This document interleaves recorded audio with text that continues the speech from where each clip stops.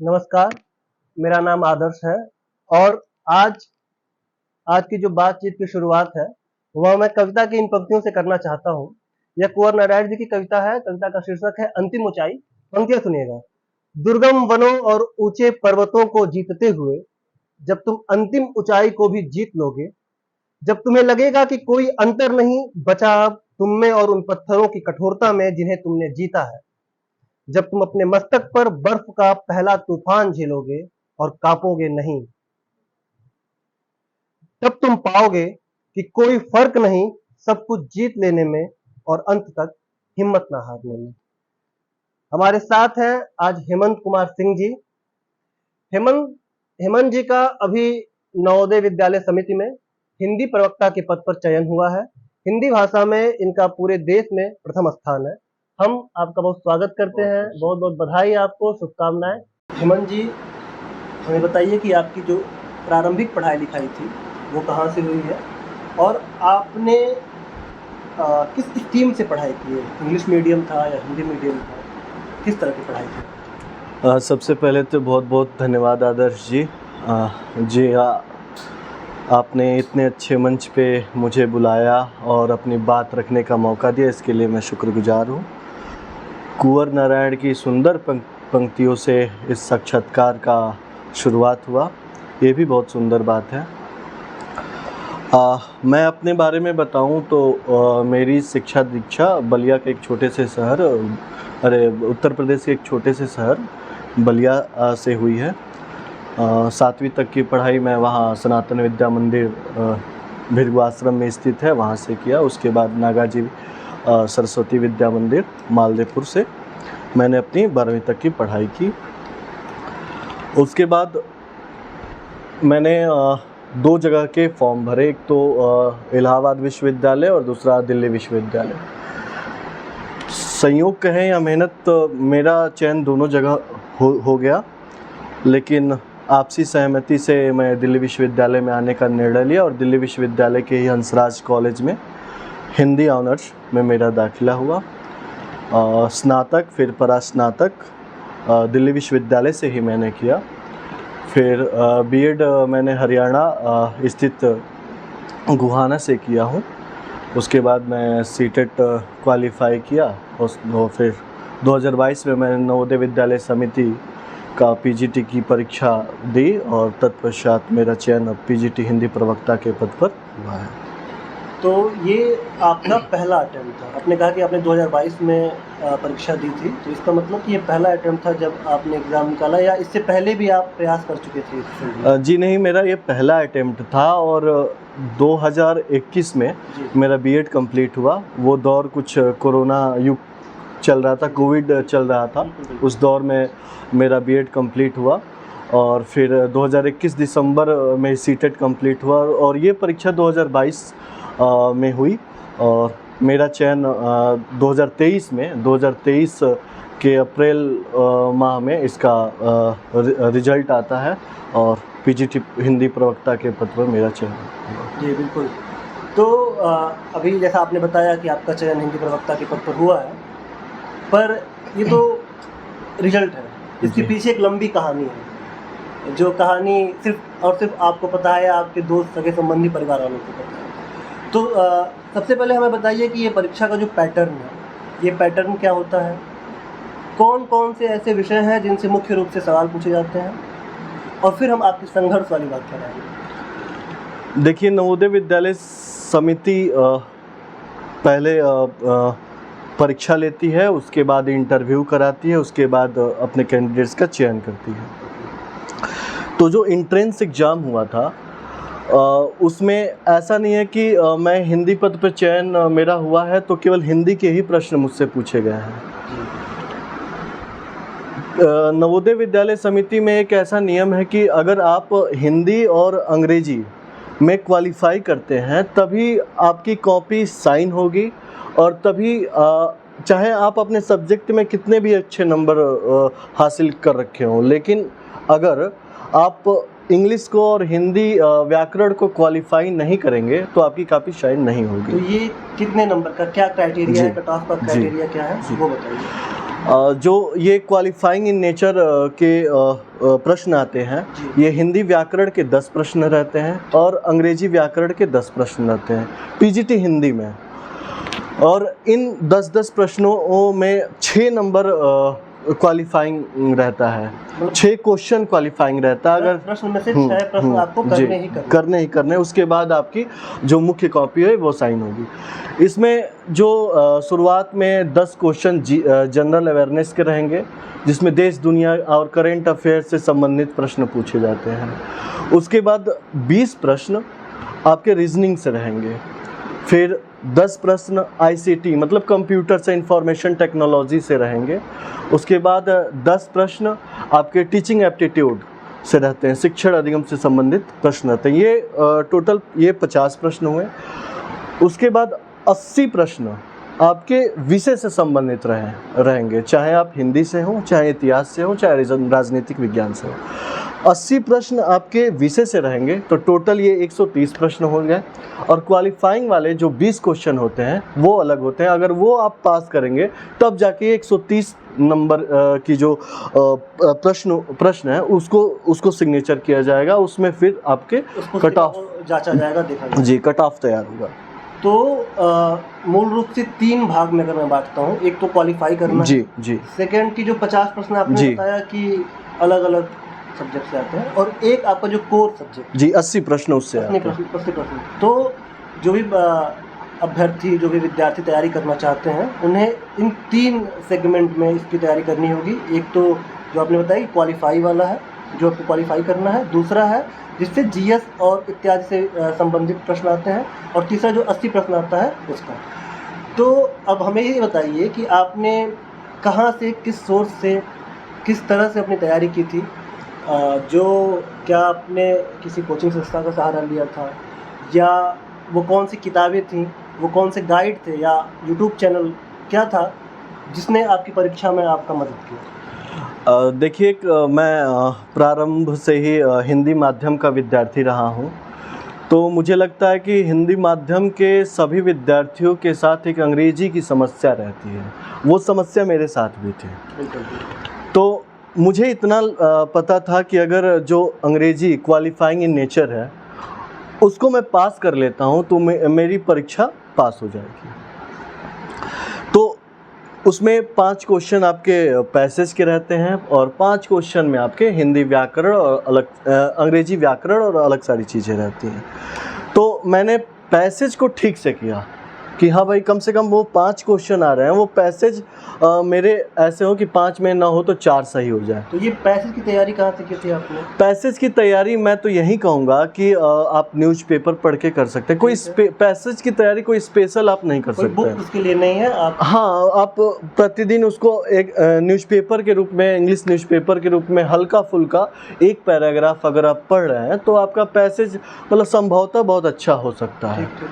उसके बाद इंग्लिश में मैंने नरेशन और वॉइस और टेंस, ये 3 चैप्टर में पढ़ के गया था। वो आप नॉर्मली किसी भी अंग्रेजी व्याकरण की पुस्तक से पढ़ सकते हैं। और अगर ये 3 सेगमेंट ये और फिर पैसेज अगर ठीक हो जाता है तो आप धूमधाम से पास हो जाएंगे।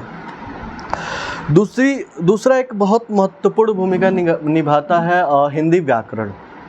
मैं तो कहता हूँ कि हिंदी से जो बच्चे तैयारी कर रहे हैं, चाहे वो पीजीटी के पद पे हों, चाहे टीजीटी के पद के लिए तैयारी कर रहे हैं, उनके लिए हिंदी व्याकरण बहुत बड़ी भूमिका निभाता है।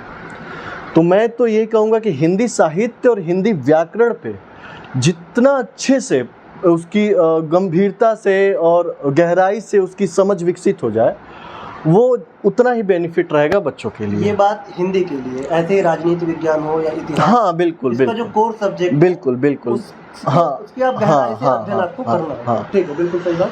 अब मैं ये बताऊंगा कि हिंदी व्याकरण कहाँ से पढ़ें। ये बहुत सारे बच्चों के ये प्रश्न रहते हैं कि हम कहाँ से पढ़ें। हमारे पास मार्केट में बहुत सारी किताबें हैं, तो 1-2-3 किताबों का मैं रेफरेंस लूँगा। 2-3 जहाँ से मैंने पढ़ा था, वैसे तो सारी किताबें अच्छी हैं, लेकिन जहाँ से मेरी थोड़ी बहुत समझ विकसित हुई, और मैं आपको बताऊं तो हिंदी व्याकरण जो 10 प्रश्न क्वालिफाइंग इन नेचर था, उसमें मेरे 10 में 10 सही थे। और मुझे लगता है कि अभ्यास, कोई भी किताब और कोई भी थ्योरी आपको उस सफलता तक नहीं ले जा सकती है जहां आप पहुंचना चाहें। आपको अभ्यास करना पड़ेगा, बहुत ज़्यादा अभ्यास करना। वो एक कहावत है, करत करत अभ्यास थे जड़मत हो सुजान, रसरी आवत जाते सिल पे पड़त निशान। तो अभ्यास एक ऐसी कुंजी है, चाबी है, जो किसी भी ताले को खोल सकती है।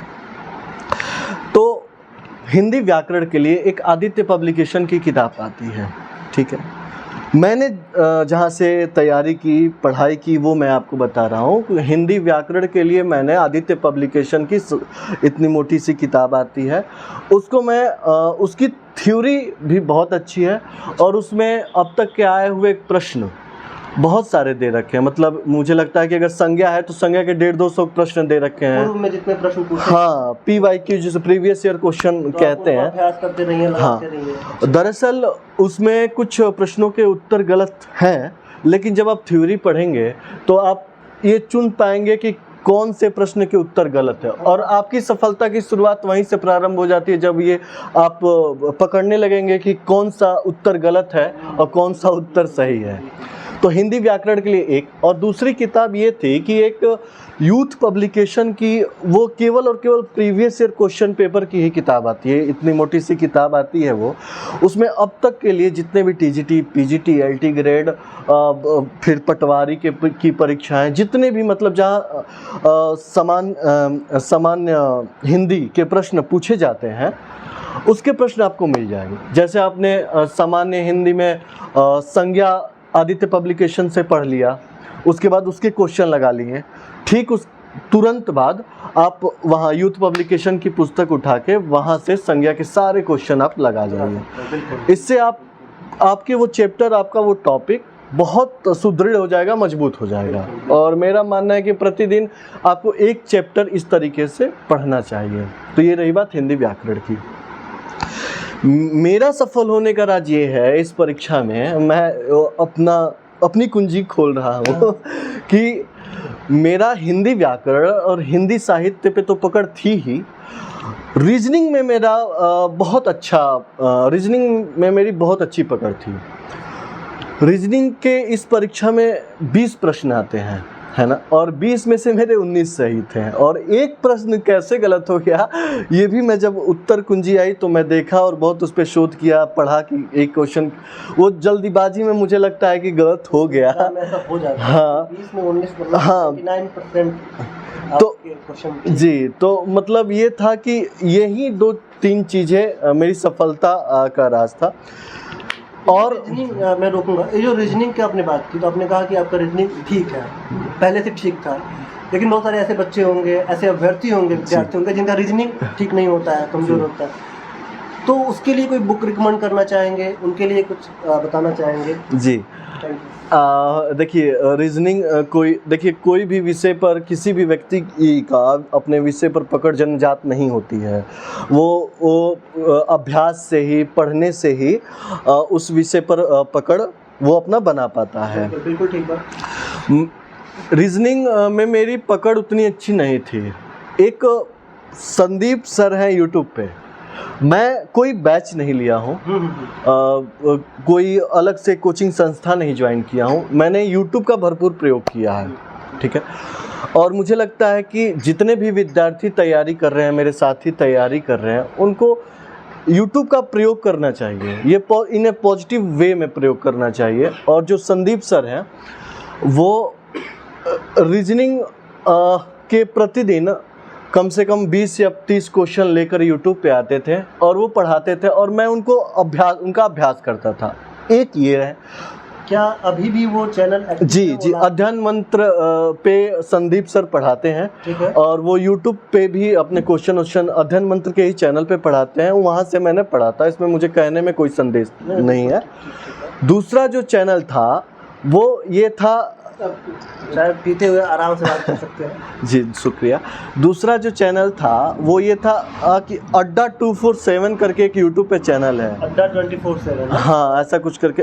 उसमें एक अतुल शायद मैं ठीक से नाम याद कर पा रहा हूँ, तो अतुल अवस्थी नाम से एक टीचर हैं जो वनडे एग्जाम के लिए, एसएससी के लिए या फिर वनडे एग्जाम के लिए वो रीजनिंग की तैयारी कराते हैं। वो व्यक्ति ऐसा है कि 1 घंटे में 50 से 60 क्वेश्चन रीजनिंग के तैयार करा देता है। तो मैंने बस इन्हीं दोनों लोगों से पढ़ा। और एक वक्त, आदर्श जी मैं आपको बताता हूँ, एक वक्त ऐसा आ गया था कि रीजनिंग के प्रश्न, कितने भी कठिन प्रश्न हो, रीजनिंग के प्रश्न सॉल्व करते समय मुझे कलम और कॉपी की आवश्यकता नहीं पड़ती थी। मैं उंगलियों पर और ऐसे ही मन ही मन में उसके उत्तर बता दिया करता आपने था। कहा कि आपके 20 से 19 प्रश्न सही थे, तो जी। ये तो फिर इसको बताने की जरूरत नहीं है, इसका मतलब है कि आप जी इसमें पढ़ा है। जी। और अब आगे की बात करें तो आईसीटी के लिए, इंफॉर्मेशन टेक्नोलॉजी के लिए बहुत बेसिक से प्रश्न तो आते हैं। प्रश्न का स्तर क्या होता है, मैं ये जानना चाहता हूँ, बहुत- हमारे दर्शक भी जानना जी। चाहते हैं कि वो किस लेवल के प्रश्न पूछते हैं। मतलब मॉडरेट रहते हैं और कुछ क्वेश्चन उसके कठिन और कुछ क्वेश्चन बहुत आसान रहते हैं। मतलब जो बच्चे सामान्य तैयारी करके जाएं, जी। तो वो अगर 10 क्वेश्चन आईसीटी के आ रहे हैं, 20 क्वेश्चन रीजनिंग के आ रहे हैं, तो 10 में से 7 या 6 आप आसानी से कर सकते हैं। और रीजनिंग में 20 में से जो सामान्य तैयारी करके जाते हैं 16 या 15 कर सकते हैं। और इंफॉर्मेशन टेक्नोलॉजी जो आईसीटी है, उसका मैंने कोई विशेष तैयारी नहीं किया, बस जो कंप्यूटर के कीवर्ड होते हैं उनको मैंने तैयार किया। और फिर जो लुसेंट सामान्य ज्ञान की किताब आती है, उसके पीछे 3-4 पेज में जो कंप्यूटर की बेसिक समझ दी गई है, उसको मैं पढ़ के गया था। तो मैं समझ पा रहा हूँ कि इतना इनफ है, बहुत ज़्यादा समय नहीं देना है। क्योंकि बेस अगर आप 10 में से 6 प्रश्न सही कर ले रहे हैं, तो आपको ज़रूरत है जो बहुत सारे क्वेश्चन लेके आपके सामने आ रहा है, जैसे आपका विषय, उसको मजबूत करने की ज़रूरत है। उसके बाद जो जनरल अवेयरनेस है, एक बहुत बड़ा कहें सेगमेंट कहें इसको, सेगमेंट है, कहीं से भी प्रश्न पूछा जा सकता है। मतलब आप, हाँ, कहीं से भी करंट अफेयर कहीं से भी पूछा जा सकता है। 2 साल पहले का करंट अफेयर और रिसेंटली 2 महीने पहले का करंट अफेयर। तैयारी तो थोड़ी टफ होती है। इसकी तैयारी टफ, इसमें बहुत अधिक ऊर्जा नहीं देना है। अच्छा। कि हम जी जनरल अवेयरनेस के 10 क्वेश्चन आ रहे हैं और लगातार 3-4 घंटे हम जनरल अवेयरनेस में ही डूबे पड़े हैं। दिए जा रहे हैं। लुसेंट की सामान्य ज्ञान की किताब आती है, समान अध्ययन की, है ना, उसमें से हम देखिए, किसी भी परीक्षा में सामान्य अध्ययन के जो प्रश्न आते हैं उसमें पॉलिटी के क्वेश्चन रहेंगे ही रहेंगे। और एक अच्छी संख्या में पॉलिटी के क्वेश्चन रहते हैं। हिस्ट्री का जो मॉडर्न हिस्ट्री है, 1857 से लेके 1947 तक का इतिहास, वहाँ से प्रश्न पूछे जाने की प्रबल संभावना रही है और वहीं से प्रश्न आते हैं। अधिकतर प्रश्न वहीं से। हाँ। ठीक बात। आप साइंस को छोड़ सकते हैं, अगर साइंस आपका बिल्कुल जीरो है, तैयार नहीं है, साइंस को छोड़ सकते हैं। इकोनॉमिक्स को छोड़ सकते हैं। आपने साइंस? हाँ, मैंने छोड़ दिया था। मैंने छोड़ दिया था। इतिहास में मॉडर्न हिस्ट्री में पढ़ के गया था 1857 से लेके 1947, वो मंगल पांडे के दौर से फिर गांधी जी के दौर तक मैं आज़ादी के दौर तक पढ़ के गया, वो सारी चीज़ें थी। उसके बाद हिस्ट्री हो गया। पॉलिटी में हो गया आर्टिकल्स आप देख के जाए, क्योंकि 2-3 आर्टिकल्स पूछे जाएंगे, 2-3 नहीं तो एक आर्टिकल पूछे जाएंगे। किस तरह का आर्टिकल? जैसे मान आर्टिकल 19 क्या है, आर्टिकल 15 क्या है, आर्टिकल 21 क्या है। बहुत साधारण से, दल बदल कानून किसके अंतर्गत आता है, बहुत साधारण से प्रश्न रहते हैं। आर्टिकल से संबंधित कोई प्रश्न याद है आपको जो आपसे पूछे गए थे? मुझे लगता है कि आर्टिकल 15 की शायद पूछा गया, धर्म जाति नस्ल के आधार पे जो भेदभाव के प्रश्न होते हैं, उससे शायद फिर एक आर्टिकल 21 से शायद था, है ना, इस तरीके से प्रश्न है। पॉलिटी में एक और सेक्शन है, वो है आपातकाल का, कि आपातकाल के टाइम कौन कौन से आर्टिकल्स लागू हो जाते हैं, ठीक है ना। वो चीज़ें मोस्ट इम्पॉर्टेंट है इन एग्ज़ाम के लिए, चाहे DSSB की तैयारी कर रहे हो, चाहे आप नवोदय की। और अभी EMRS की एक एकलव्य विद्यालय का भी फॉर्म आया हुआ है, उसकी तैयारी कर रहे साथियों को मैं ये बताना चाहता हूँ कि ये सब मोस्ट इम्पॉर्टेंट टॉपिक हैं। तो जनरल अवेयरनेस पे बहुत ज़्यादा फोकस नहीं करना है, बस ये लुसेंट का जो सामान्य अध्ययन की किताब है, उसमें से आप ये मोस्ट इम्पॉर्टेंट चीज़ें सरसरी निगाह से देखते रहें। करेंट अफेयर के लिए एक SPD की किताब आती है, मंथली SPD की किताब आती है, जो मंथली बेस पे हर महीने आती है। जब परीक्षा हो है ना, मान लो कि आप परीक्षा 2 महीने बाद होने वाली है, तो आप 3-4 महीने की वो स्पीडी की किताब उठा लें और उसमें से पढ़ लें। तो ये मासिक है या? ये मासिक है। अच्छा। ये मंथली है, मासिक है। वो उसमें से मुझे लगता है कि स्पीडी की किताब इनफ है करंट अफेयर के लिए, है ना। इतना जनरल अवेयरनेस के लिए 10 नंबर के लिए इनफ है। इसमें से अगर इतना कर लेते हैं तो 10 में से 6 या 7 नंबर आप धूमधाम से प्राप्त कर लेंगे। रीजनिंग पे हमने बात कर ली, आईसीटी पे हमने बात कर ली। एक सेगमेंट है टीचिंग एप्टीट्यूड का। टीचिंग एप्टीट्यूड ऐसा है, उसमें मनोविज्ञान से भी प्रश्न पूछे जाते हैं, कुछ शिक्षण अधिगम से भी प्रश्न पूछे जाते हैं, है ना। तो टीचिंग एप्टीट्यूड के लिए विशेष तैयारी करने की ज़रूरत नहीं है। वो 10 प्रश्न आते हैं। यूट्यूब पे बहुत सारे ऐसे चैनल हैं जो टीचिंग एप्टीट्यूड के क्वेश्चन आंसर प्रैक्टिस कराते हैं।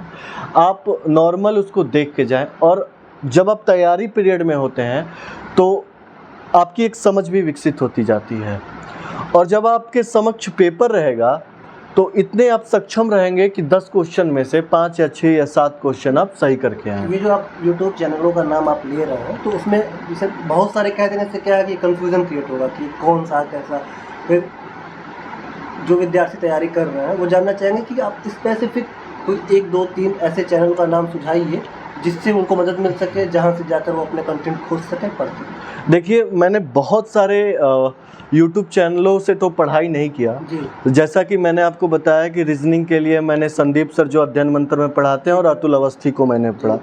ठीक वैसे ही टीचिंग एप्टीट्यूड के लिए एक रोहित वैद्वान है, अध्ययन मंत्र के फाउंडर हैं, और एक हिमांशी सिंह है। खैर मैंने हिमांशी सिंह को तो उतना नहीं पढ़ा, लेकिन रोहित वैद्वान को मैं बराबर देखा करता था। वो भी मैं रोज़ नहीं देखा करता था, ऐसे कभी मेट्रो में चलते हुए, कुछ कार्य करते हुए, खाना बनाते हुए मैं देख लिया करता था। ऐसे कान में लीड लगाता था और देख लिया करता था, बस वही मुझे लगता है कि वो मेरे लिए इनफ था। टीचिंग एप्टीट्यूड के लिए कुछ विशेष नहीं करने की ज़रूरत है, उतना इनफ है। अब हम बात करेंगे एक बहुत बड़े सेगमेंट पर जो आपका विषय है। हाँ। जैसे मेरा विषय हिंदी रहा है ना, तो हिंदी पर बात करेंगे। हिंदी के 80 प्रश्न आते हैं, और 80 प्रश्न आपकी सफलता में सबसे बड़ी भूमिका निभाते हैं। जाहिर सी बात है, 80 प्रश्नों की संख्या ज़्यादा है। हाँ। आपका कोर सब्जेक्ट है, तो उससे आपसे ज़्यादा पूछा जाएगा, बिल्कुल। जाना जाएगा। बिल्कुल। और ऐसा कतई नहीं है कि हिंदी के जो सेगमेंट हैं उसमें केवल आपको हिंदी से प्रश्न पूछे जाएंगे जी। हिंदी साहित्य से केवल प्रश्न नहीं पूछे जाएंगे, उसमें आपको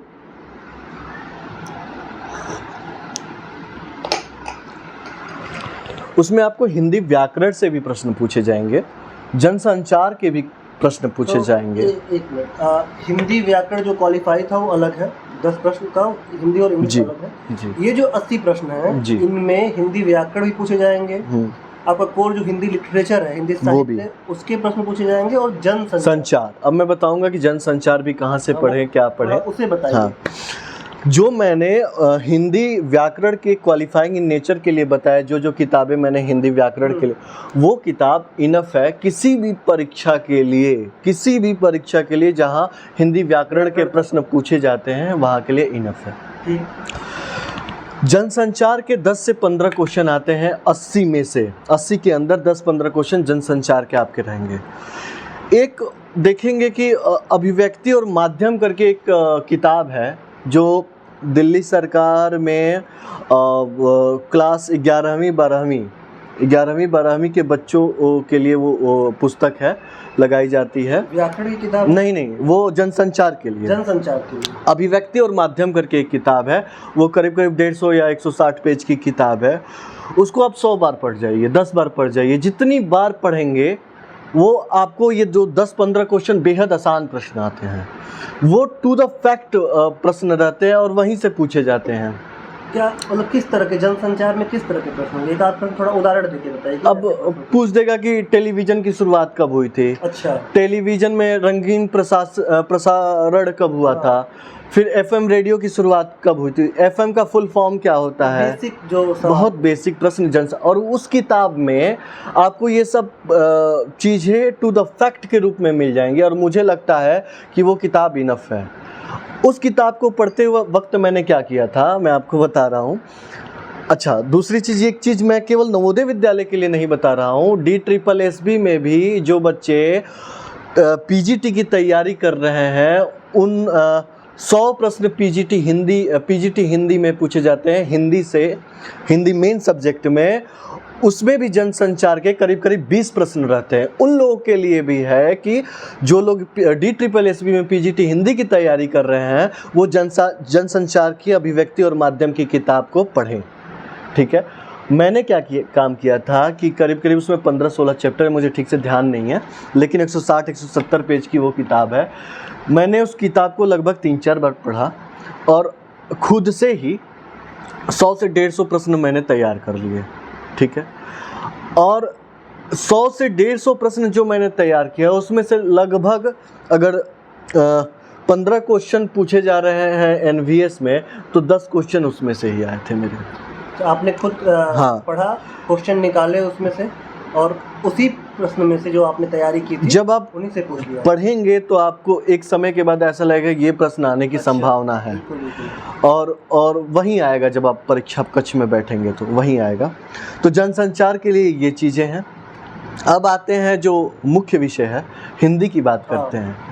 कितने प्रश्न होते हैं इसके?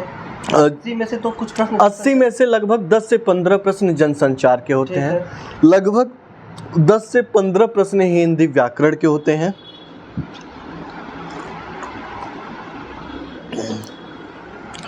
और लगभग 50 से 55 प्रश्न आपके हिंदी विषय से रहते हैं। अब बात ये आती है कि हम हिंदी विषय की तैयारी कैसे करें, है ना? क्योंकि देखिए, हिंदी विषय का सिलेबस तो हमारे पास आ जाता है, लेकिन हिंदी को पढ़ना अपने आप में भी एक बहुत बड़ी चुनौती है, क्योंकि इसका जो सिलेबस है उसमें बहुत कुछ याद करना पड़ता है, बहुत कुछ एक समय पे आकर रटना भी पड़ता है। मैं रटना शब्द प्रयोग कर रहा हूँ, रटना भी पड़ता है। और एक वक्त ऐसा आएगा कि जब आपको कम से कम 10,000 रचनाएं याद करनी पड़ेंगी, लगभग 10,000 रचनाकारों के नाम, रचनाएं याद करनी पड़ेगी, और ये अनुभव से, अभ्यास से आपको हो जाएगा। ये कोई बहुत बड़ी बात नहीं है एक समय पे पहुंचने के बाद। मैंने कहाँ से हिंदी की तैयारी की? देखिए, बहुत सारे ऐसे लोग हैं जो पूछते भी हैं कि 10 किताबें हैं मार्केट में, क्या करें? देखो, एक बच्चन साहब ने कहा कि राह पकड़ तू एक चला चल, मिल जाएगी मधुशाला। तो मैं यही कहूँगा कि एक पुस्तक या अधिक से अधिक मैं 2 पुस्तक का नाम लूँगा। जो बच्चे इस परीक्षा की तैयारी कर रहे हैं, चाहे वो DSSB हो, चाहे वो नवोदय विद्यालय हो, चाहे वो केंद्रीय विद्यालय हो, खैर अभी केंद्रीय विद्यालय पे हम बात नहीं करेंगे, केंद्रीय विद्यालय का सिलेबस चेंज हो गया है। अच्छा। नवोदय विद्यालय हो, चाहे EMRS जो अभी वैकेंसी आई है नई TGT की, है ना, और फिर नवोदय हुआ, चाहे DSSB, जो बच्चे तैयारी कर रहे हैं उनके लिए मैं बस 2 किताबों का नाम लूँगा। वो किताब उन्हें सफल बना देगी। पहली किताब है जो सबको पता है और लगभग सबके पास होती है, जो हिंदी विषय का है और सबको वो गोविंद पांडे और सरस्वती पांडे की एक किताब है, हिंदी साहित्य का वस्तुनिष्ठ इतिहास, है ना। वो किताब सबके पास होती है, लेकिन उसे लोग पढ़ते नहीं हैं। मुझे लगता है कि ये इन परीक्षाओं के लिए वो एक किताब इनफ है। कोई 10 किताब पढ़ने से बेहतर रहता है कि आप एक किताब 10 बार पढ़ें। और मैंने यही काम किया कि गोविंद पांडे को, आप कहेंगे एक देसी शब्द का मैं प्रयोग करूँगा, चाटना। मैं गोविंद पांडे को चाय के साथ चाट गया। मेरी किताब, खैर मेरे पास अभी वो मेरी किताब नहीं है, आप देखेंगे तो बहुत सारे अंडरलाइन हाइलाइटर चीज़ें हैं, और लगभग सभी बच्चे किताब आते ही बच्चे हाईलाइट भी करना शुरू कर देते हैं। लेकिन मैं आपको बता रहा हूँ। अब मैं एक चीज़ मुझसे आगे पूछिएगा ज़रूर कि मेरे पढ़ने का तरीका क्या था। चलिए ठीक है, प्रश्न हो गया। हाँ, मैं पहले उस प्रश्न को बाद में बताऊंगा, क्योंकि ये प्रश्न सबके लिए ज़रूरी है जानना कि पढ़ने का सही तरीका क्या होता है। वो है ना कि क्या नहीं पढ़ना ये पता चल जाए तो चीज़ें ठीक हो जाती हैं। तो मैं गोविंद पांडे, सरस्वती पांडे की जो हिंदी साहित्य की वस्तुनिष्ठ इतिहास थी, वो लगभग नहीं भी पढ़ाऊंगा तो 60 से 70 बार पढ़ाऊंगा।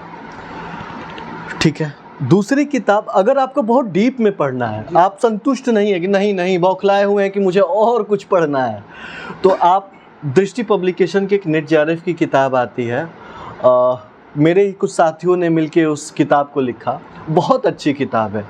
जो गहराई को समझना है कि हाँ भाई क्या हुआ, एक एक पॉइंट्स को समझना है, तो वो किताब आप पढ़ सकते हैं, ठीक है। लेकिन मैं फिर से दोहराऊंगा कि गोविंद पांडे और सरस्वती पांडे किताब इनफ है, ठीक है।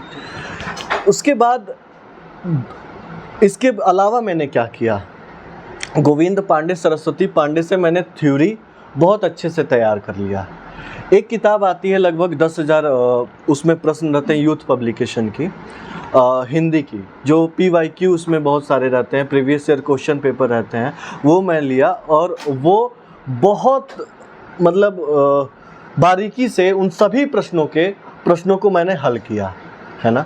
और मुझे जहाँ तक लगता है कि पढ़ने से भी बहुत ज़्यादा ज़रूरी है प्रश्न को हल करना, क्योंकि परीक्षा कक्ष में हमें प्रश्न हल करने होते हैं, हमें थ्योरी नहीं पूछा जाएगा। ये नहीं पूछा जाए कि आदिकाल की विशेषता क्या है, ये हमसे नहीं पूछा जाएगा। हमसे पूछा जाएगा कि आदिकाल को आदिकाल कहा किसने, है ना। तो मुझे जहाँ तक लगता है कि आपको थ्योरी पढ़ें, उसके बाद आप प्रश्न लगाएं, और जब आप प्रश्न लगाएंगे तो आप पाएंगे कि जो हमारा तैयार पोर्शन है, हमारा एकदम आदिकाल हमने बहुत अच्छे से तैयार कर लिया, लेकिन आदिकाल के भी प्रश्न गलत होने लगे हैं। और जब आप उस गलती को सही करेंगे तो परीक्षा कक्ष में वो आते हुए क्वेश्चन कभी गलत नहीं होंगे, और ये आपकी सफलता के राज हैं। आते हुए अगर क्वेश्चन आपके गलत होने लगे तो आप फेल हो जाएंगे। मैं एकदम दावे के साथ कह सकता हूं कि आप फेल हो जाएंगे। एक क्वेश्चन से ही फेल होंगे, लेकिन फेल होंगे। मैंने यही किया कि बहुत अभ्यास किया, बहुत सारे प्रैक्टिस भी किए क्वेश्चंस के। तो साहित्य में अब साहित्य के अंदर क्या इम्पोर्टेंट है, जैसे साहित्य में बहुत सारे सेगमेंट्स हैं, जैसे आदिकाल, भक्तिकाल, रीतिकाल, आधुनिक काल है। आधुनिक काल में भी नाटक है, कहानी है, उपन्यास है, निबंध है, आलोचना है, अन्य गद्य विधाएं हैं, काव्यशास्त्र है, पूरा रटा हुआ है। क्या पढ़ें? मैं यही कहूँगा कि सबसे ज़्यादा ज़रूरी है आधुनिक काल के जो सेगमेंट्स हैं उसको बहुत ठीक से पढ़ें। आधुनिक काल में हाँ, नाटक, उपन्यास, कहानी, कविता, निबंध, आलोचना और अन्य गद्य विधाएं, है ना, ये बहुत ठीक से पढ़ें। ठीक है। उसके बाद दूसरा चीज़ है भक्तिकाल। भक्तिकाल भी बहुत अच्छे से आप पढ़ लें। आदिकाल और रीतिकाल छोटे छोटे दो सेगमेंट हैं, अगर बहुत अधिक अच्छे से, लेकिन नामकरण, आदिकाल का नामकरण, रीतिकाल का नामकरण, ये बहुत इम्पोर्टेंट फैक्टर है साहित्य में। किसी दिन हम और बैठेंगे और साहित्य के बारे में ही केवल बात करेंगे कि जो बच्चे क्या पढ़ना है, क्या छोड़ देना है, क्योंकि ये बहुत लंबा इंटरव्यू हो जाएगा। तो हम ये कर सकते हैं, मतलब आधुनिक काल हमें बहुत अच्छे से पढ़ना है। पहला फोकस होगा आपका आधुनिक काल, फिर भक्ति काल, उसके बाद आप अन्य चीजें आपका इससे कवर हो जाएगा। मतलब 50 प्रश्न आ रहे हैं हिंदी साहित्य के, तो लगभग 35 प्रश्न आपके इससे कवर हो जाएंगे, 35 प्रश्न लगभग। उसके बाद ये रही हिंदी की बात। क्या काव्य शास्त्र से या भाषा विज्ञान से भी प्रश्न पूछे जाते हैं? भाषा विज्ञान से प्रश्न तो नहीं पूछे जाते हैं, लेकिन भाषा विज्ञान के अंदर जो छंद है, अलंकार है, अलंकार से प्रश्न पूछे जाते हैं। छंद से बहुत मुश्किल होता है, 1-2 प्रश्न आ जाए तो आ जाए, लेकिन कभी कभार लेकिन नहीं आता है। अलंकार से 1-2 प्रश्न पूछ दिए जाते हैं। रस, जो भाषा विज्ञान के ही ये सब चैप्टर है, हाँ, रस से प्रश्न पूछे जाएंगे। श्रृंगार रस के उदाहरण, इनमें से कौन सा श्रृंगार रस का उदाहरण है, या श्रृंगार रस का वो अस्थाई भाव क्या होता है, ये सारी चीज़ें पूछे जाएंगे, ठीक है। और ये रही भाषा विज्ञान। काव्य शास्त्र से बहुत डीप से प्रश्न नहीं आते हैं, बेसिक सवाल, बहुत बेसिक सवाल रहेंगे, वो भी मुश्किल है, 1-2 प्रश्न आ जाए वही बहुत है, ठीक है। ये रही पूरी हिंदी की कहानी। ये रहा आपका रिटन एग्जाम, जिसमें जी, आपने दिया बताया कि क्वालिफाइंग है, फिर 50 नंबर का अलग से जो प्रश्न आते हैं बनते हैं, जिसमें कंप्यूटर से संबंधित और जनरल नॉलेज से संबंधित, बिल्कुल। अब और तीसरा जो आपका कोर सब्जेक्ट है, जो आपका मेन सब्जेक्ट है, हिंदी, जैसे मान लीजिए। अब इसका दूसरा चरण है जो साक्षात्कार से संबंधित है, और उसे लेकर के लोगों के मन में एक भय भी रहता है कि हम जाएंगे तो कैसे कैसे लोग बैठे होंगे, क्या सवाल पूछ लेंगे।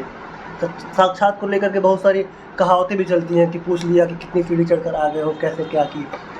उसके बारे में थोड़ा सा क्लियरली बताइए कि जाने के बाद कैसे सवाल पूछे जाते हैं, और उन लोग का ट्रीटमेंट क्या होता है, कैसे बात करते हैं? जो सामने पर बैठे होते हैं, जो हमसे सवाल पूछते हैं, वो अगर कोई कैंडिडेट अंदर आया तो उसको कैसे ट्रीट करते हैं, क्या बात करते हैं? देखिए, जब मेरा रिजल्ट आया रिटन एग्ज़ाम का, तो ये भय और ये डर मेरे अंदर भी था कि वैसे तो मैं पीछे इंटरव्यू दे चुका था, लेकिन ये डर मेरे भी था क्योंकि ये किसी परीक्षा नौकरी के संदर्भ में ये मेरा पहला इंटरव्यू था। तो भय तो था ही कि मतलब क्या पूछा जाएगा। मैं उसका उत्तर जो वो पूछ रहे हैं उसका सटीक जो वो सुनना चाहते हैं, क्या मैं वो उत्तर दे पाऊंगा कि नहीं दे पाऊंगा, ये भय तो था। देखिए, बहुत सहज रहने की ज़रूरत है। वहाँ बहुत विशेष कुछ अलग से बुलाए हुए लोग नहीं रहते हैं। बहुत सहजतापूर्वक वो हमें बुलाते हैं, बैठाते हैं और हमसे बहुत मतलब नम्रतापूर्वक बात करते हैं। पानी वानी पूछते हैं? बहुत अच्छे से, बहुत सहज हो गया। जो मेरा अनुभव रहा, मज़ेदार अनुभव है मेरा, मैं आपसे शेयर कर रहा हूँ। देखिए, कॉन्फिडेंस एक बहुत छोटी चीज़ है, बहुत छोटी सी बात है। कॉन्फिडेंस एक छोटा सा शब्द है। कॉन्फिडेंस आपको आसपास के पर्यावरण से भी मिलता है। आपके ज्ञान के अलावा आपके आसपास के पर्यावरण से भी कॉन्फिडेंस मिलता है। अब आप साक्षात्कार आपका है और आप कुछ भी पहन के चले जाएं, एक समय आएगा कि आप कॉन्फिडेंस में डाउन हो जाएंगे। तो मेरा ये मानना है कि जितने बच्चे साक्षात्कार देने जा रहे हैं वो कम से कम वेल मेंटेन होके जाएं, बहुत सुंदर कपड़े। क्या समिति भी कोई ड्रेस कोड निर्धारित करती है कि या हम अपने अंडरस्टूड है कि हम साक्षात के लिए जा रहे हैं तो हमें फॉर्मल कपड़े पहन के जाना? देखिए, समिति कोई ड्रेस कोड निर्धारित नहीं करती है, लेकिन हम शीशे के सामने हम खड़े हों तो खुद को देखें तो हम खुद को भी सुंदर लगे। ये भाव हमारे अंदर अगर पैदा हो गया तो हमारा कॉन्फिडेंस लेवल ठीक ठाक रहेगा। फिर तो कोई रंगीन शर्ट पहन के भी कहेगा कि मैं सुंदर लग रहा हूँ। ड्रेस कोड की जो बात आप कर रहे हैं कि एक प्रॉपर वेल मेंटेन होते, देखिए, सिंपल सोवर होना चाहिए। और इंटरव्यू है, चाहे वो छोटा इंटरव्यू हो चाहे वो बड़ा इंटरव्यू है, किसी भी इंटरव्यू को छोटे वे में नहीं लेना चाहिए। मैं जो पहन के गया, मैं नॉर्मल एक वाइट कलर की शर्ट, ब्लू पैंट और ब्लू कोट और एक टाई लगा कर गया था। और मैं वहाँ मेरे साथ लगभग 99 और बच्चों को बुलाया गया था केवल हिंदी PGTE के इंटरव्यू के लिए। मतलब टोटल 100 या 105 ऐसे बच्चों को बुलाया गया था और जो टोटल सीटें थी वो 20 सीटें थी। ऑल ओवर इंडिया में मात्र 20 सीटें थी। उसमें भी जनरल की 9 सीटें थी, EWS की 2 सीटें थी और बाकी अन्य सीटें थी। मैं बहुत वहाँ पर गया और वेल मेंटेन हो गया। कहाँ हुआ था आपका इंटरव्यू? मेरा भोपाल में हुआ था इंटरव्यू। भोपाल में रीजनल ऑफिस जो है नवोदय विद्यालय का, वहीं PGT हिंदी वालों, सभी PGT हिंदी वालों का वहाँ इंटरव्यू हुआ था। और मैं वहाँ गया और मैं वहाँ ये देखा कि बहुत सारे लोग मेरे साथ इंटरव्यू देने के लिए आए हुए हैं।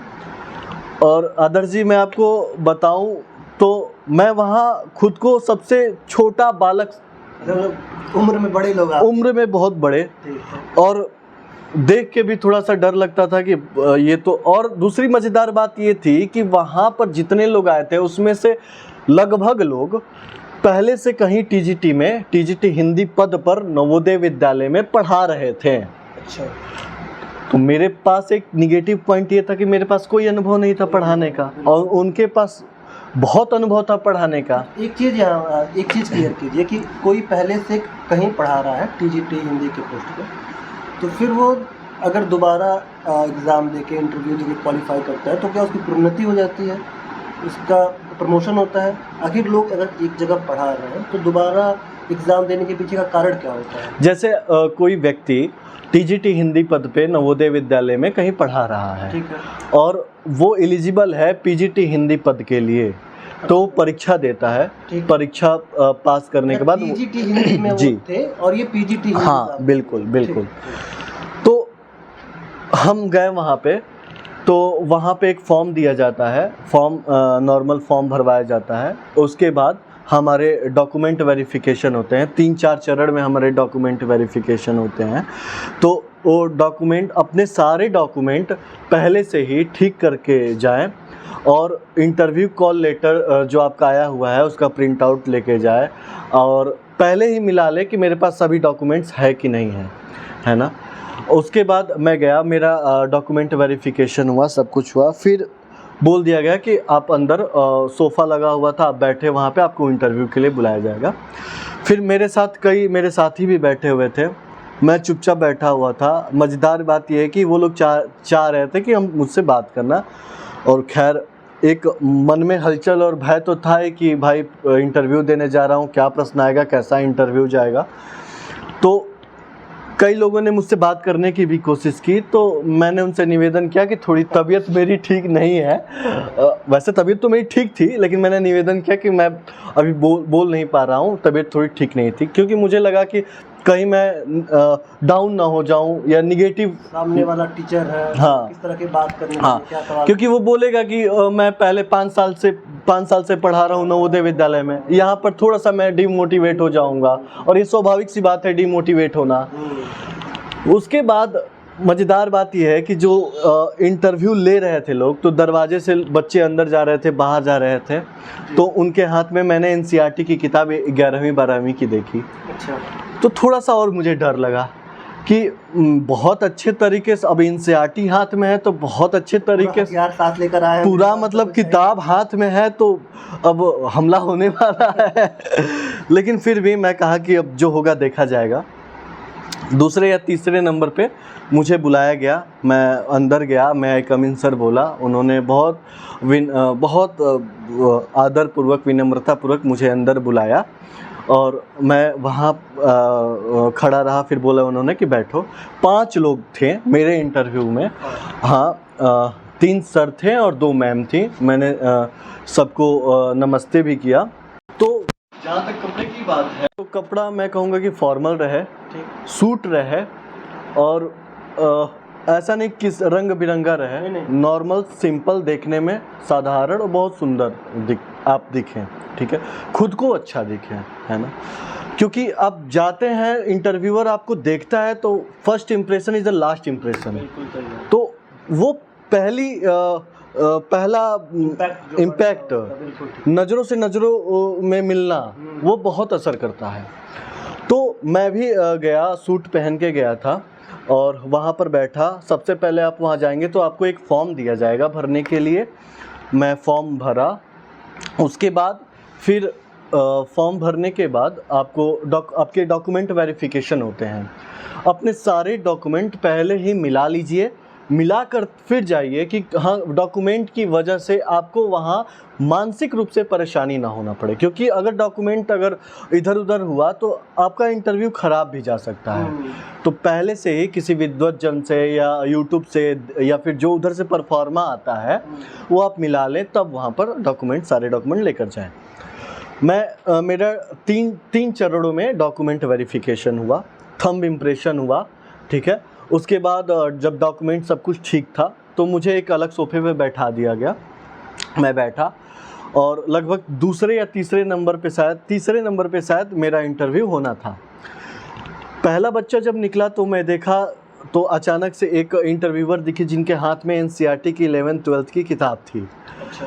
और यह देख के थोड़ा सा मैं भय में आ गया कि अब तो उनके पास कहीं ये सभी की सभी चीज़ें 11th-12th की NCERT से ही पूछी जा रही हैं।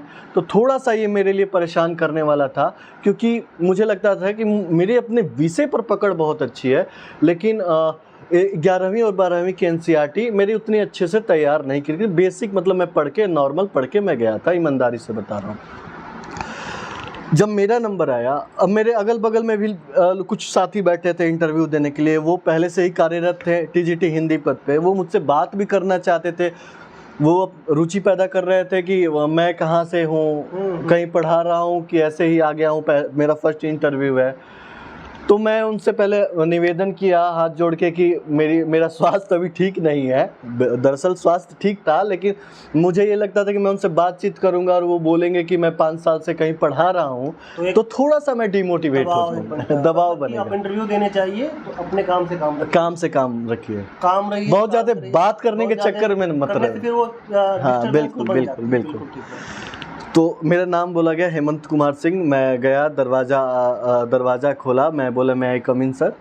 जिस में आप सहज हैं उस भाषा का प्रयोग करें। ऐसा कोई दिखावटीपन नहीं होना चाहिए आपके अंदर कि आप हिंदी से हैं तो ज़बरदस्ती बोले कि सर क्या मैं अंदर आ सकता हूँ, या जाके वहाँ पे नमस्ते सर नमस्ते मैम, ऐसा नहीं। जिस भाषा में आप सहज हो उस भाषा में नॉर्मल होकर ईमानदारी पूर्वक आप बात करें, बहुत पॉजिटिव रिस्पॉन्स मिलेगा इसका। उसके बाद मैं गया मैं बोला मैं आई कम इन सर, मैं आई कम इन में, तो उन्होंने बोला जी आइए। 5 लोग बैठे थे और उसमें से एक शायद डिप्टी कमिश्नर थे। उसके बाद मुझे जहाँ तक लगा एक मनोविज्ञान से अध्यापक बैठे थे। तो ये लोग नवोदय समिति के ही सीनियर टीचर होते हैं या अलग से बाहर से भी कोई एक्सपर्ट बुलाए जाते हैं? उसमें एक व्यक्ति प्रशासनिक नवोदय के ही प्रशासनिक विभाग से रहता है, जैसे डिप्टी कमिश्नर हो गया, असिस्टेंट कमिश्नर हो गया, ठीक है। एक व्यक्ति आपके विषय से संबंधित रहेगा, और मुझे जहाँ तक लगता है कि नवोदय विद्यालय समिति इतना सक्षम है कि वो अपने ही अध्यापकों को हायर करती है। एक उसमें से अध्यापिका जो थी वो मनोविज्ञान से थी, है ना, कि मुझे मेरे हाव भाव को वो देख रही थी, मेरे मनोविज्ञान को वो नोटिस कर रही थी। बच्चों को पढ़ाएंगे जी बिल्कुल, हाँ बिल्कुल आदर्श जी, बिल्कुल। तो मैं वहाँ गया, खड़ा हुआ, तो उन्होंने कहा कि हेमंत बैठिए, तो मैं बहुत बहुत धन्यवाद सर। उसके बाद एक लंबा क्वेश्चन आंसर की परंपरा चली, लगभग 15 या 20 मिनट। कुछ सवाल बताइए जी। 1-2 ऐसे सवाल जो लगे कि ये पूछ लिया गया, आप ये सोच कर नहीं गए थे लेकिन ये पूछ लिया गया, कुछ ऐसा होता है? जी देखिए, सबसे पहले तो मैं ये कहूँगा कि जो अगर आपका इंटरव्यू हो जाए तो बहुत अधिक दौड़ने की ज़रूरत नहीं है कि मैं इस कोचिंग संस्था में जाके इंटरव्यू के लिए तैयारी करूँ, वहाँ जाके इंटरव्यू थे। मैंने क्या किया कि मेरे जो 3-4 दोस्त थे, साथी थे, उनको मैंने फ़ोन किया। कहीं वो असिस्टेंट प्रोफेसर के पद पे है, तो कोई कहीं से शोधार्थी है, रिसर्च कर रहा है, तो कोई बीएड कर रहा है। तो ऐसे मेरे 4-5 दोस्त हो गए, और मैंने उनसे कहा कि यार मेरा इंटरव्यू है और तुम लोग मेरा इंटरव्यू लो। और विश्वास मानिए आदर्श जी कि जो प्रश्न मेरे दोस्तों ने मुझसे किया था, हूबहू वही प्रश्न वहाँ मुझे मिल गए, एक सेम तरह के। सेम। तो जैसे एक मेरा दोस्त है मलय नीरो करके, अच्छा। वो यहीं दिल्ली विश्वविद्यालय से ही बीएड कर रहा है, अभी कंप्लीट हो गया, अभी शोधार्थी है बिहार में। तो वो लड़का मुझसे मनोविज्ञान से प्रश्न पूछता था, नेशनल एजुकेशन पॉलिसी से प्रश्न पूछता था, और ये दोनों प्रश्न हूबहू मुझे वहाँ मिल गए। वहाँ पूछ लीजिए। एक मेरा दोस्त सरांश था, जावेद था, ये लोग मुझसे जो प्रश्न पूछते थे हूबहू मुझे वहाँ प्रश्न मिला। तो मुझे व्यक्तिगत रूप से बहुत लाभ हुआ, और मैं सभी साथियों को ये बताना चाहता हूँ, जो लोग इंटरव्यू देने जाएंगे या अभी जाने वाले हैं, वो ऐसा एक समूह बनाए। बहुत ज़्यादा कोचिंग संस्था और इधर उधर दौड़ने की ज़रूरत नहीं है। आपके दोस्त, आपके साथी उससे अच्छा, कोचिंग संस्था से अच्छा आपका इंटरव्यू ले लेंगे, ठीक है। मैंने गूगल मीट के माध्यम से बेहतर आपको कोई नहीं जानता, बिल्कुल आपके बिल्कुल, और वो बताएंगे भी कि आपकी अंदर क्या कमी है, क्या खूबसूरती है इसी इंटरव्यू की। तो मैं वहाँ गया, सबसे पहले मुझसे 5 लोग बैठे हुए थे जो डिप्टी कमिश्नर थे। वो उनसे पूछा कि अच्छा, मेरे फाइल वो पढ़ रहे थे, मुझसे पूछे कि अच्छा आप हेमंत हैं, अपने बारे में बताएं। ये बहुत नॉर्मल प्रश्न है, मुझे लगता है कि सभी से पूछा जाता है, लेकिन बच्चे गलती ये करते हैं कि पूरा एक विस्तृत बताने लगते हैं कि मैंने स्कूलिंग यहाँ से किया, मेरा ये रुचि है, ये है, वो है। बहुत ज़्यादा इतना विस्तृत रूप में बताने की ज़रूरत नहीं है, शॉर्ट फॉर्म में, शॉर्ट परिचय अपना, एकेडमिक क्या पढ़ा। हाँ बिल्कुल। तो मैंने अपने इंटरव्यू की जो परिचय की शुरुआत की वो ये था कि मेरा नाम हेमंत कुमार सिंह है, और मैं उत्तर प्रदेश के बलिया ज़िले का निवासी हूँ। मैंने अपने स्नातक की पढ़ाई दिल्ली विश्वविद्यालय के हंसराज कॉलेज से की है और स्नातक भी दिल्ली विश्वविद्यालय से किया है। उसके बाद मैंने बीएड की परीक्षा पास की, सीटेट की परीक्षा पास की और अभी फ़िलहाल में नवोदय विद्यालय समिति का परीक्षा देकर और परीक्षा उत्तीर्ण करके आप सभी के बीच साक्षात्कार के लिए उपस्थित हुआ हूँ। मेरे इतने ही शब्द थे। तो उधर से फिर प्रश्न आया कि आपका सीटेट क्वालिफाई है, दोनों सीटेट क्वालिफाई है? तो मैंने कहा जी सर, मेरा दोनों सीटेट क्वालिफाई है। तो बहुत अच्छी बात है। फिर उन्होंने पूछा कि अच्छा ये बताएं, आप इतने दिल्ली विश्वविद्यालय से पढ़ के आए हैं और आप क्या नवोदय विद्यालय में पढ़ा पाएंगे या आप तो छोड़ के चले जाएंगे? तो मैं बहुत वहाँ प्रवेश करने के बाद आप बहुत खुद को सहज महसूस करेंगे। अपना परिचय देते वक्त मेरा जो बोलने का स्पीड था वो थोड़ा सा तेज़ था। तो एक मैम थी, वो धीरे से इशारा की थोड़ा धीरे, तो फिर मैं समझ गया और फिर थोड़ा थोड़ा धीरे धीरे अपनी बात रखा। उसके बाद फिर मैं अपना परिचय दिया। फिर उन्होंने पूछा कि आप क्या नवोदय विद्यालय में पढ़ा पाएंगे? मैं बोला कि जी सर, मैं जहाँ से पढ़ा हूँ वहाँ से यही मुझे ज्ञान मिला है कि मैं जहाँ भी जाऊँगा अपना बेहतर करूँगा और मुझे लगता है कि नवोदय विद्यालय समिति में जो भी मुझे कार्य मिलेगा उसमें मैं अपना 100% दूँगा, बहुत अच्छे तरीके से मैं पढ़ा पाऊँगा। फिर जो डिप्टी कमिश्नर थे उन्होंने पूछा कि अच्छा एक बात बताइए हेमंत, कि अगर आपकी नौकरी कहीं और लग जाती है तब तो आप नवोदय विद्यालय छोड़ के चले जाएंगे। और मुझे लगता है कि मेरा टर्निंग पॉइंट जो था इसी प्रश्न से शुरू होता है। उन्होंने मुझे भांपने की कोशिश की कि ये इसके मन में क्या है, मन समझना चाहते थे। हाँ, मन में क्या है। कहे कि अगर आप छोड़ के चले जाएंगे तो नवोदय विद्यालय की एक सीट हमारी ख़राब हो जाएगी, हम ऐसे लोग को क्यों ले जो। मैंने बहुत ईमानदारी से, बहुत सहजतापूर्वक ये बात कही कि सर, और मुझे लगता है कि उत्तर भी यही होना चाहिए जी। कि मैंने कहा कि सर, नवोदय विद्यालय समिति में मेरा चयन हिंदी प्रवक्ता के पद पे हो रहा है और अगर मेरा चयन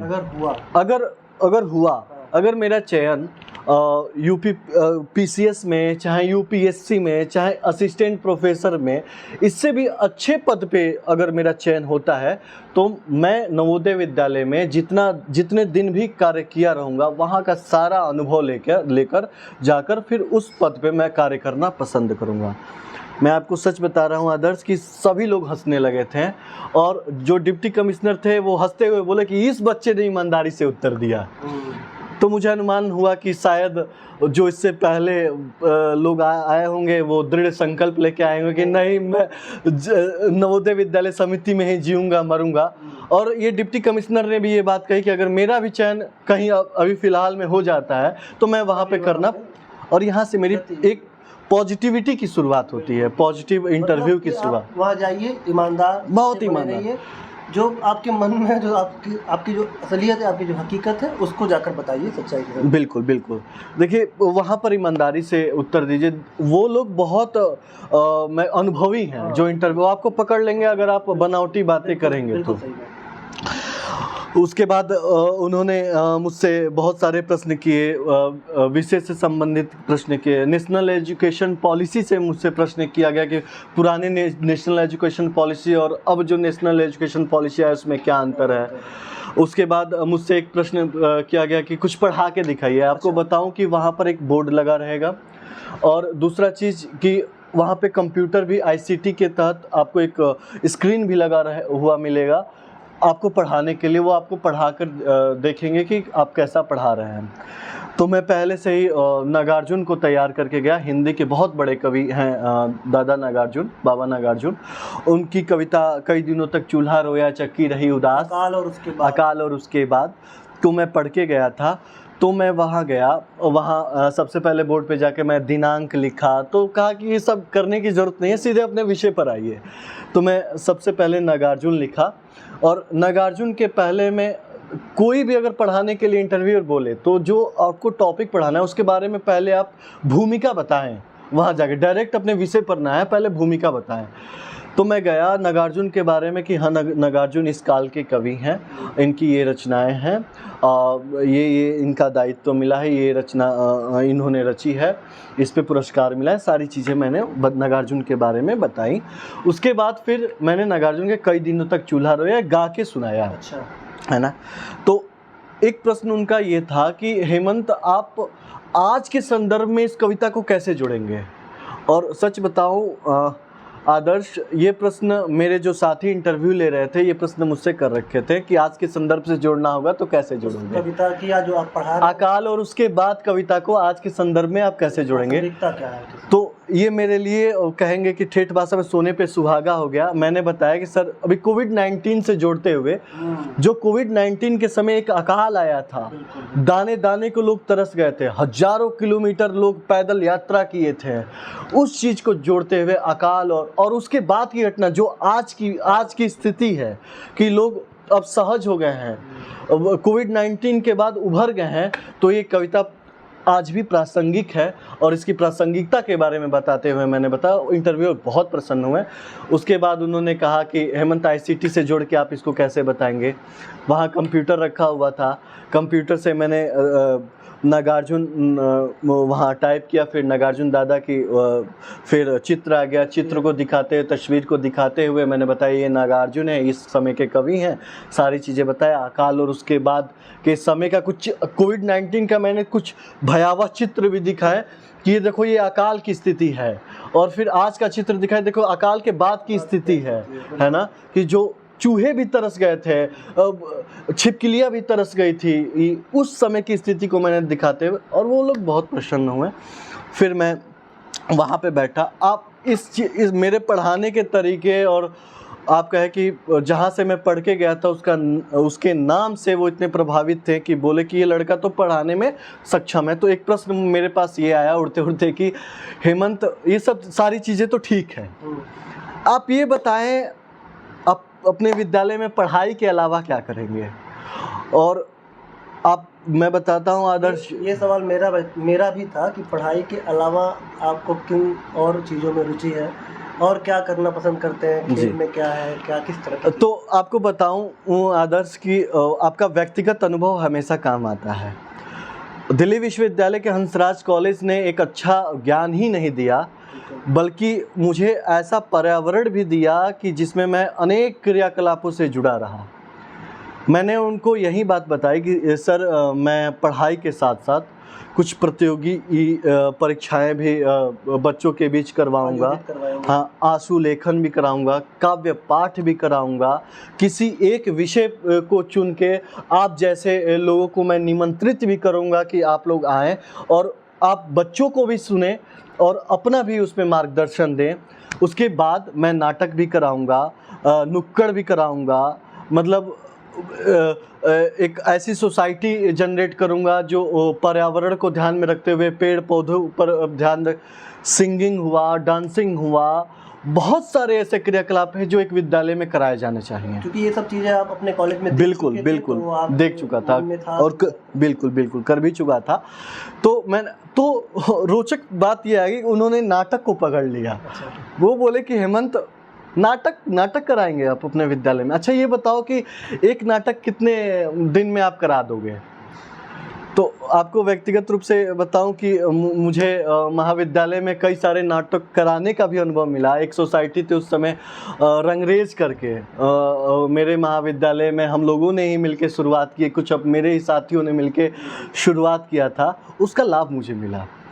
मैंने खुल के बोला कि सर मैं अपने महाविद्यालय में ऐसी सोसाइटी भी चलाया था जो कई सारे नाटक भी कराए। तो उन्होंने पूछा कि कौन से नाटक भी कराए थे आप। मैंने बहुत बताया सर, कफन, सदगति जैसे नाटक भी कराए थे। तो मतलब कहानियों का नाट्य रूपांतरण, हाँ, नाट्य रूपांतरण है, तो मैंने वो कराया। उसके बाद फिर सर उन्होंने बताया कि एक नाटक आप कितने दिन में अपने विद्यालय में करा देंगे।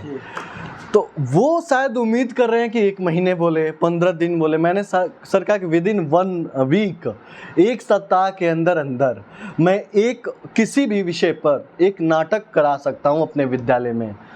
तो उनका बहुत रोचक प्रश्न आया मेरे पास, कहा कि एक बात बताइए, आपने चुन लिया कुछ बच्चों को और वो बच्चा है जो नाटक ठीक से कर नहीं पा रहा है, तो आप क्या करेंगे?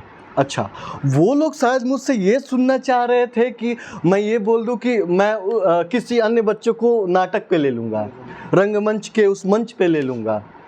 मैं बहुत क्योंकि मेरा अनुभव था, मैं बहुत सहज रूप में उनसे बोला कि सर, अगर ऐसी स्थिति आ जाती है, कोई बच्चा अच्छा अभिनय नहीं कर पाता है, तो एक कार्य ऐसा होता है जो पर्दे के पीछे होता है, नेपथ्य में होता है, और उसकी भी बहुत बड़ी भूमिका होती है।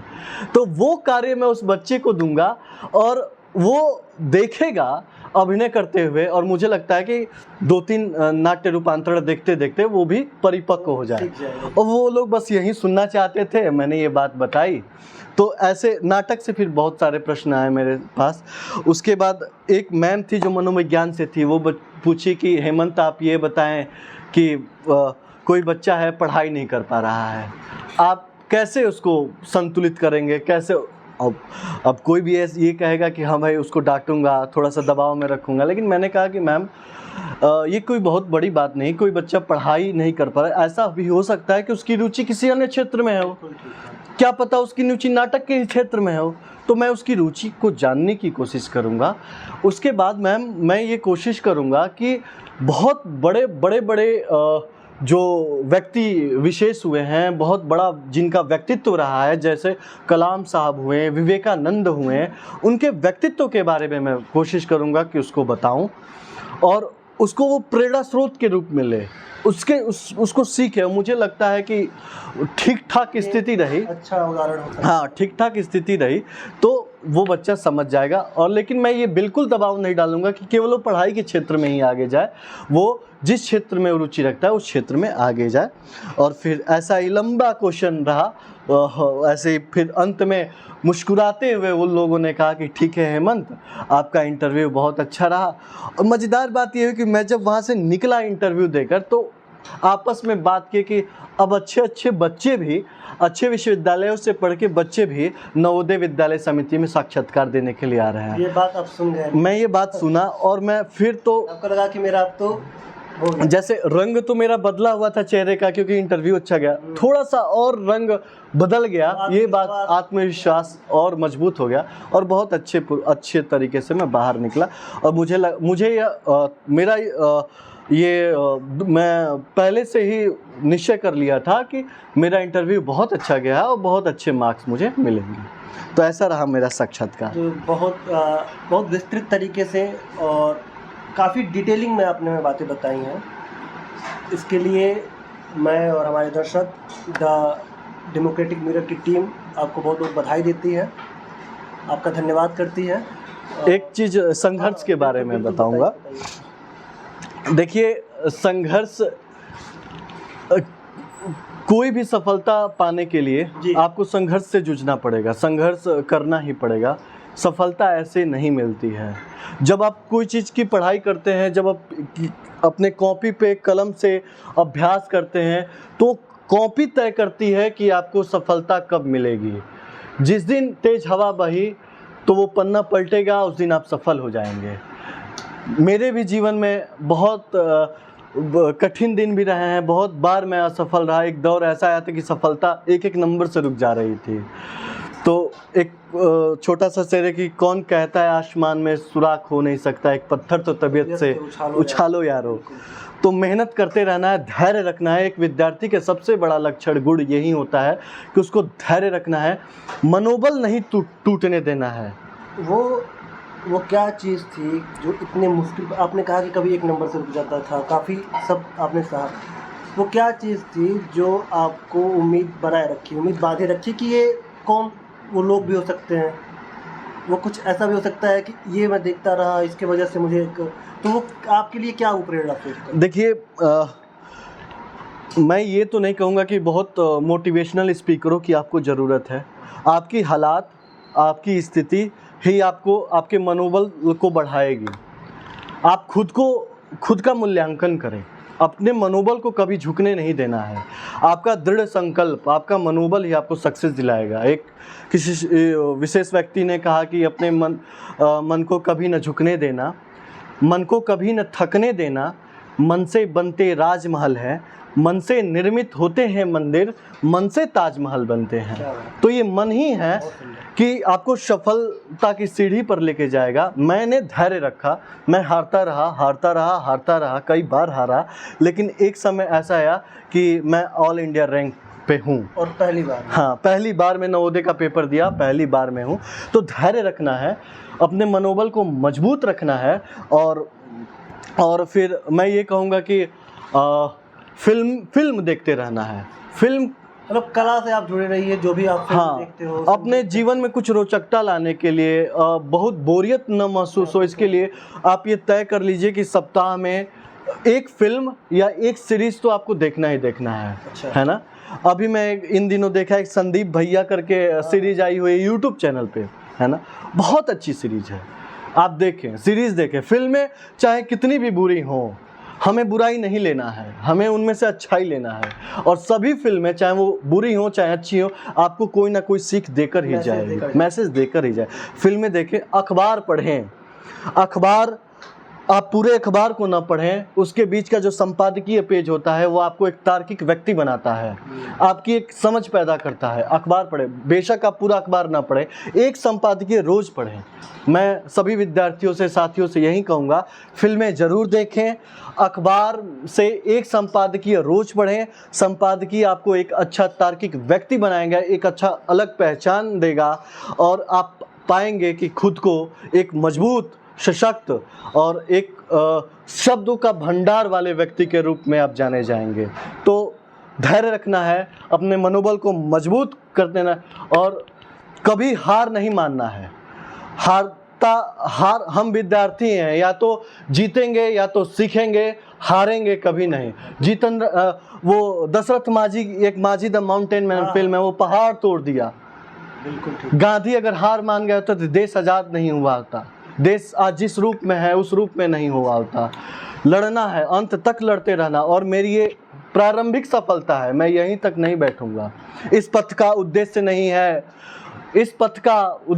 है शांत भवन में टिक जाना। इस पथ का उद्देश्य नहीं है शांत, बहुत अच्छी लाइन कहा एक कवि ने, शायद जनशंकर प्रसाद जी ने, कि इस पथ का उद्देश्य नहीं है शांत भवन में टिक जाना, किंतु पहुंचना उस सीमा तक जिसके आगे राह नहीं है। तो साथियों, अपने मनोबल को ऊंचा रखना है, और जहां न पहुंचे रवि वहां पहुंचे कवि, इस भाव को अपने अंदर रखना है, और उस शिखरता की सीढ़ी तक पहुंचना है जहां पहुंचने के लिए आप इस धरती पर जन्म लिए हैं। थक कर नहीं बैठना है, और मनोबल को कभी झुकने नहीं देना है, धैर्य रखना है। अगर आपने धैर्य रखा तो वो एक कहावत है कि धैर्य आपको बहुत मिठास देती है। तो धैर्य आपको बहुत मिठास देगी, बहुत सफलता देगी। बस खुद को जीवित रखना है। नदियों का काम है बहना, तो नदी बनते रहना है और एक बहते रहना। एक दिन आप समुद्र के पास ज़रूर जाएंगे, और जिस दिन आप समुद्र से मिल गए सफलता, उस दिन आपकी असली सफलता होगी। बस यही मैं कहना चाहूँगा। एकदम एक भक्त की तरह आपको सुन रहा था, और ये जो भी लोग ये सुन रहे होंगे, देख रहे होंगे, जो भी देखेंगे, ये आपकी बातचीत से काफ़ी पॉजिटिव, उनको एक वाइब, काफ़ी पॉजिटिव सकारात्मक मिलेंगी चीज़ें बहुत सारी, क्योंकि ये बता रहा है कि आपके पीछे का कितना मेहनत है। जो आप जिस कॉन्फिडेंस के साथ आज बोल रहे हो, कह रहे हो, उससे लग रहा है कि पीछे काफ़ी संघर्ष है, काफ़ी कड़ी मेहनत है, इसीलिए ये कॉन्फिडेंस, आत्मबल अंदर से आया। बहुत बहुत धन्यवाद हेमंत जी आपका। द डेमोक्रेटिक मिरर की टीम आपका बहुत धन्यवाद करती है। आपने हमें समय दिया, आपने हमसे इतनी अच्छी बातें की, इतनी डिटेलिंग में बातें बताई, इन सब चीज़ के लिए बहुत बहुत धन्यवाद। और आपके भविष्य के आगे के जीवन के लिए आपको ढेर सारी शुभकामनाएं, आपको ढेर सारा प्यार। बहुत बहुत धन्यवाद आदर्श जी, और इस मंच को मैं प्रणाम करता हूं, और बहुत धन्यवाद देता हूं कि आपने मुझे समय दिया, मुझे बुलाया। अपने साथियों जो असंख्य विद्यार्थी हैं उन तक मेरी बात पहुंचे, और मैं यही कहूँगा कि रख हौसला, वो मंजर भी आएगा, प्यासे के पास चल के समंदर भी आएगा, और थक कर ना बैठे मंजिल के मुसाफिर, मंजिल भी मिलेगा और मिलने का मज़ा भी आएगा। धन्यवाद।